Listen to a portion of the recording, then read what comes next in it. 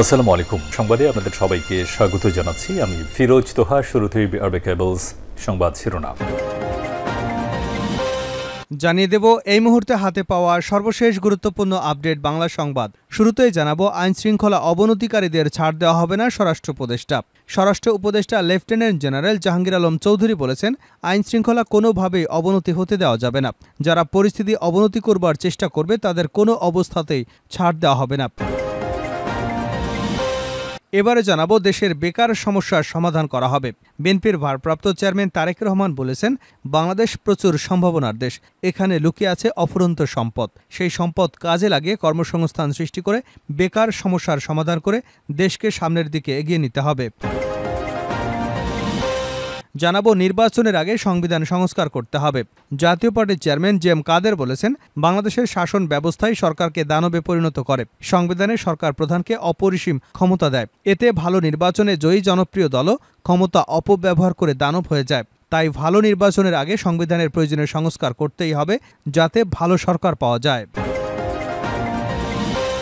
এদিকে বিলাসবহুল আবাসনে ৬,০০০ কোটি টাকারও বেশি ব্যয় সাবেক ভূমিমন্ত্রী সাইফুজ্জামানের। বাংলাদেশের সাবেক ভূমিমন্ত্রী সাইফুজ্জামান চৌধুরী লন্ডন, দুবাই এবং নিউ ইয়র্কে বিলাসবহুল রিয়েল এস্টেটের জন্য ৬,০০০ কোটি টাকারও বেশি ব্যয় করেছেন।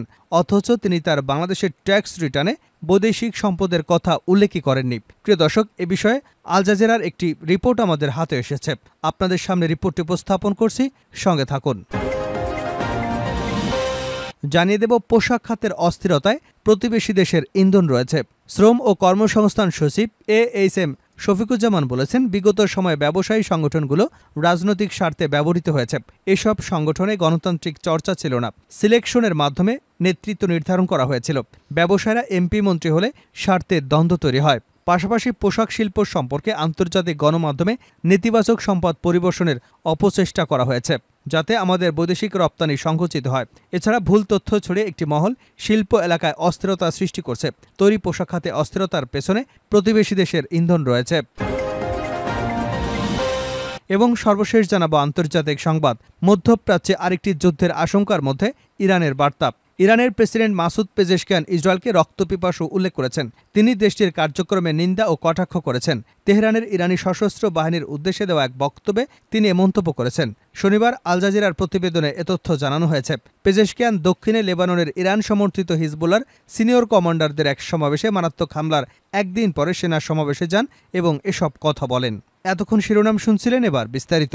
প্রিয় দর্শক, আপনি যদি এই চ্যানেলে নতুন হয়ে থাকেন, ভিডিওটি দেখতে দেখতে চ্যানেলটি সাবস্ক্রাইব করে আমাদের সঙ্গে থাকুন। আর এই ভিডিও সম্পর্কে আপনি আপনার মূল্যবান মতামতটি কমেন্ট বক্সে জানিয়ে দিন।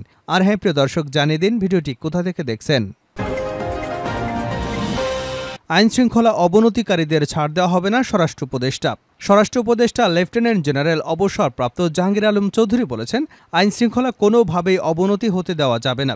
যারা পরিস্থিতি অবনতি করবার চেষ্টা করবে তাদের কোনো অবস্থাতেই ছাড় দেওয়া হবে না। দুপুর 12টায় রাঙামাটির রিজিয়নের প্রান্তিক হলে বিভিন্ন শ্রেণী পেশার মানুষের সঙ্গে মত বিনিময় সভা শেষে সাংবাদিকদের একথা বলেন তিনি। উদ্বুদ্ধ পরিস্থিতি নিয়ন্ত্রণে রাঙামাটি জেলার বিভিন্ন রাজনৈতিক দলের প্রতিনিধি ও গণ্যমান্য ব্যক্তিদের সঙ্গে স্বরাষ্ট্র উপদেষ্টার নেতৃত্বে সরকারের উচ্চ পর্যায়ের প্রতিনিধি দলের সঙ্গে সভা অনুষ্ঠিত হয়। স্বরাষ্ট্র উপদেষ্টা জাহাঙ্গীর আলম চৌধুরী বলেন, একটি উচ্চ ক্ষমতা সম্পন্ন তদন্ত কমিটি গঠন এবং এর সুষ্ঠু তদন্ত করা হবে। কোনো অবস্থায় পরিস্থিতির অবনতি করা যাবে না। যারা পরিস্থিতি অবনতি করবার চেষ্টা করবে তাদের হাত ভেঙে দেওয়া হবে। অন্তর্বর্তী সরকারের স্থানীয় সরকার পল্লী উন্নয়নের সমবায় উপদেষ্টা এএফ হাসান আরিফ বলেন, পার্বত্য চট্টগ্রাম নিয়ে বাহির থেকে ষড়যন্ত্র হচ্ছে। আমাদের কোথাও যেন ছন্দপতন ঘটেছে। এর পেছনে ষড়যন্ত্রকারীদের চিহ্নিত করতে হবে। দেশের বেকার সমস্যার সমাধান করা হবে তারেক রহমান।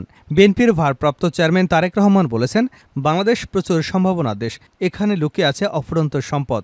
সেই সম্পদ কাজে লাগিয়ে কর্মসংস্থান সৃষ্টি করে বেকার সমস্যার সমাধান করে দেশকে সামনের দিকে এগিয়ে নিতে হবে। শনিবার বিকেলে এনায়তপুর ইসলামিয়া উচ্চ বিদ্যালয় মাঠে বৈষম্য বিরোধী ছাত্র গণ আন্দোলনে শহীদদের স্মরণে আয়োজিত সভায় ভার্চুয়াল মাধ্যমে যুক্ত হয়ে প্রধান অতিথির বক্তব্যে তিনি এসব কথা বলেন। তারেক রহমান আরও বলেন, কোনো অবস্থাতেই বৈষম্য বিরোধী ছাত্র গণ আন্দোলনে বীর শহীদদের রক্ত বৃথা যেতে দেওয়া হবে না। মানুষের মত প্রকাশের স্বাধীনতা, ভোটের অধিকার নিশ্চিত ও মৌলিক অধিকার প্রতিষ্ঠা করতে হবে।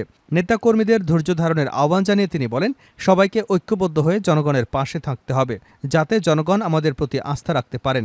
কোনো অবস্থায় আইন হাতে তুলে নেওয়া যাবে না। কেউ আইন হাতে তুলে নিলে তার বিরুদ্ধে কঠোর ব্যবস্থা নেওয়া হবে। নির্বাচনের আগে সংবিধান সংস্কার করতে হবে জে.এম. কাদের। জাতীয় পার্টির চেয়ারম্যান জে.এম. কাদের বলেছেন, বাংলাদেশের শাসন ব্যবস্থাই সরকারকে দানবে পরিণত করেছে। সংবিধানে সরকার প্রধানকে অপরিসীম ক্ষমতা দেওয়া হয়েছে। এতে ভালো নির্বাচনেও জয়ী এবং জনপ্রিয় দল ক্ষমতা অপব্যবহার করে দানব হয়ে যায়। তাই ভালো নির্বাচনের আগে সংবিধানের প্রয়োজনীয় সংস্কার করতে হবে, যাতে ভালো সরকার পাওয়া যায়। শনিবার রাজধানীর বনানীতে দলীয় কার্যালয়ে জাতীয় আইনজীবী ফেডারেশনে মত বিনিময় সভায় এসব কথা বলেন তিনি। জে.এম. কাদের বলেন, জনগণের পক্ষ থেকে জনগণের জন্য রাজনীতি করেছে জাতীয় পার্টি। 2014 সালে নির্বাচনে জাতীয় পার্টি বর্জন করেছিল। তখন আওয়ামী সরকার হোসেন মোহাম্মদ এরশাদকে চিকিৎসার নামে আটক করে আমার নেতৃত্বে জাতীয় পার্টির 270 জন প্রার্থী নির্বাচন থেকে সরে দাঁড়ান। 2024 সালে নির্বাচনে আমরা যেতে চাইনি। সবাই জানে জাতীয় পার্টিকে নির্বাচনে যেতে তারা বাধ্য করেছিল। জাতীয় পার্টিকে দুটি ভাগে ভাগ করে রেখেছিল সরকার। আল জাজিরা তদন্ত প্রতিবেদন, বিলাসবহুল আবাসনে ৬,০০০ কোটি টাকারও বেশি ব্যয় সাবেক ভূমিমন্ত্রী সাইফুজ্জামানের। বাংলাদেশের সাবেক ভূমিমন্ত্রী সাইফুজ্জামান চৌধুরী লন্ডন, দুবাই এবং নিউ ইয়র্কে বিলাসবহুল রিয়েল এস্টেটের জন্য ৬,০০০ কোটি টাকারও বেশি ব্যয় করেছেন। অথচ তিনি তার বাংলাদেশের ট্যাক্স রিটার্নে বৈদেশিক সম্পদের কথা উল্লেখই করেননি। দীর্ঘ তদন্তের মাধ্যমে আল জাজিরা তদন্তকারী ইউনিট বিষয়টি নিশ্চিত করেছে। আই ইউনিট যুক্তরাজ্যে তদন্ত করেছে দেশের মুদ্রা আইনের অংশবিশেষ 12,000 মিলিয়ন ডলার বার্ষিক সীমা থাকা সত্ত্বেও কিভাবে চৌধুরীর সম্পত্তির এই বিশাল সাম্রাজ্য গড়ে তুলেছেন। বাংলাদেশ সুপ্রিম কোর্টের আইনজীবী ডক্টর শাহদিন মালিক আল জাজিরাকে বলেছেন, দেশের সংবিধানে স্পষ্টভাবে বলা আছে যে রাজনীতিবিদদের অবশ্যই তাদের বিদেশি সম্পদ ঘোষণা করতে হবে।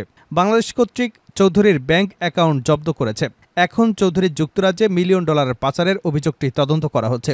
চৌধুরী ক্ষমতাচ্যুত সাবেক প্রধানমন্ত্রী শেখ হাসিনার ঘনিষ্ঠ মিত্র ছিলেন। হাসিনার প্রস্থানের পর বাংলাদেশের কর্তৃপক্ষ তার সরকার ব্যাপক দুর্নীতির অভিযোগে তদন্ত শুরু করে।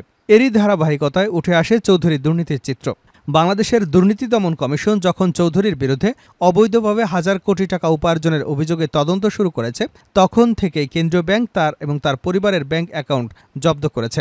আই ইউনিটের তদন্তে জানা গেছে যে চৌধুরী 2016 সাল থেকে একাই যুক্তরাজ্যে 360টি বাড়ি কিনেছেন। মানি লন্ডারিং বিরোধী আইনে উচ্চপদস্থ রাজনীতিবিদ এবং সরকারি কর্মকর্তাদের একটি উচ্চ দুর্নীতির ঝুঁকি হিসেবে বিবেচনা করা হয়, কারণ তাদের সম্পদের স্ফীতি হয়তো রাষ্ট্রীয় তহবিল থেকে আত্মসাতের কারণে হয় অথবা সরকারি চুক্তির প্রাপ্তির জন্য তাদের ঘুষ দেবার কারণে হয়। লন্ডনের স্টেট এজেন্ট রিপন মাহমুদ আল জাজিরাকে আই ইউনিটের সাংবাদিককে লন্ডনে চৌধুরী উপদেষ্টার একটি নেটওয়ার্কের সাথে পরিচয় করে দিয়েছিলেন, যারা চৌধুরীর সম্পদের এই বিশাল পাহাড় গড়ে তোলার ক্ষেত্রে সহযোগিতা করেছিল। ওই নেটওয়ার্কে রয়েছে চার্লস ডগলাস, যেটি শতাধিক সম্পত্তি ঋণ পুনঃ অর্থায়নে তার জন্য কাজ করেছিল, পরেশ রাজা, যিনি তার কোম্পানির মার্কেট ফিনান্সিয়াল সলিউশন এবং তার অন্যান্য ব্যবসার মাধ্যমে শত শত ঋণ গ্রহণ করেছেন, সিঙ্গাপুরের ব্যাংক ডিবিএস-এর রাহুল মার্দে, যেটি মন্ত্রীকে টাকাও ধার দিয়েছে। একজন উচ্চপদস্থ রাজনীতিবিদ হিসেবে তাকে রাজনৈতিকভাবে গুরুত্বপূর্ণ ব্যক্তি হিসেবে শ্রেণীবদ্ধ করা হতো।